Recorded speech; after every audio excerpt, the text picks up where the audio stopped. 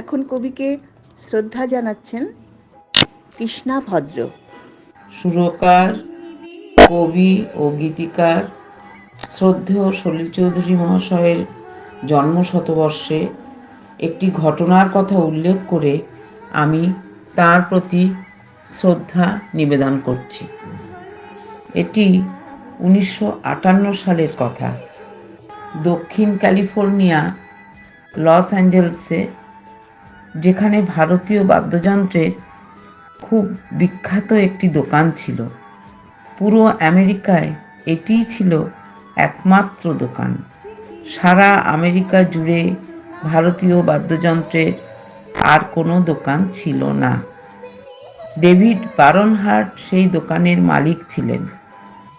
একদিন এই দোকানে 35-36 বছর বয়সী এক ভারতীয় যুবক আসলেন এবং খুব মনোযোগ দিয়ে তিনি সেই বাদ্যযন্ত্রগুলি দেখতে লাগলেন।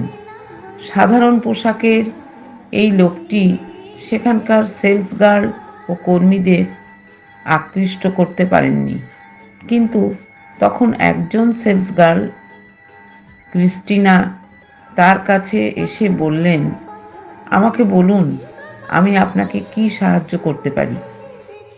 যুবকটি তাকে সেতার দেখাতে বললেন। ক্রিস্টিনা তাকে সেখানে উপস্থিত যত সেতার ছিল সমস্তটাই দেখালেন। যুবকটি বিশেষ করে একটি সেতার পছন্দ করেছিলেন এবং তাকে সেটি নামিয়ে দিতে বলেছিলেন। এটি নামানো একটু কঠিন ছিল, তাই ক্রিস্টিনা তার অনুরোধ এড়াতে চেষ্টা করেছিলেন, কিন্তু যুবকটি অনড় ছিল যে সে সেই সেতারটি দেখতে চায় যেটি উপরের সেলফে রাখা ছিল। ততক্ষণে দোকানের মালিক ডেভিড এসে তরুণটির কথা শুনলেন এবং এই সেতারটি নামিয়ে দিলেন। সেই সেতারটির নাম বস সেতার। এটি বড় বড় শোতে ব্যবহার করা হয়। যুবকটি বললেন, আপনি এটাকে বস সেতার বলেন, কিন্তু আমরা এটাকে সুরবাহার সেতার বলে জানি। আমি কি এটা বাজানোর চেষ্টা করতে পারি?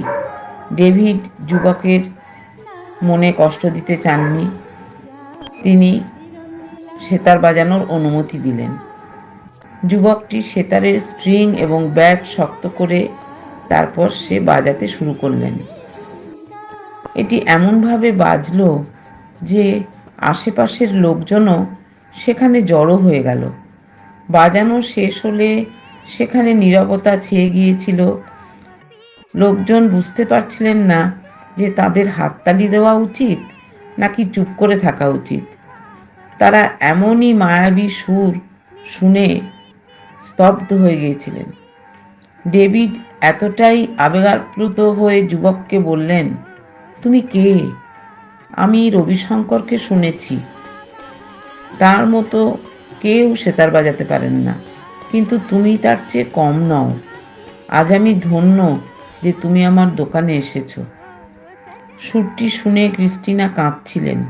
তিনি ভারতীয় যুবকের হাতে চুম্বন করলেন এবং বললেন তাকে একটি ডলারের উপর কিছু লিখে দেওয়ার জন্য।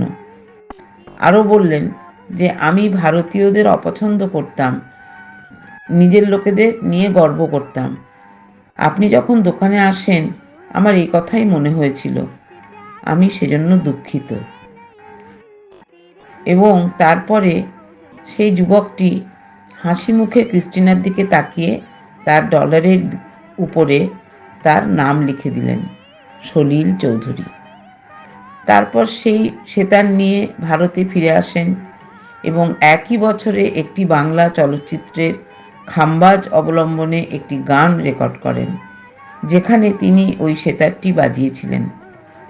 1959 সালে একটি গান হিন্দিতে তৈরি করেছিলেন, যে গানটি লতা মঙ্গেশকরজি গেয়েছিলেন এবং সেখানেও ওই সেতারটি বাজিয়েছিলেন। গানের কথা ছিল,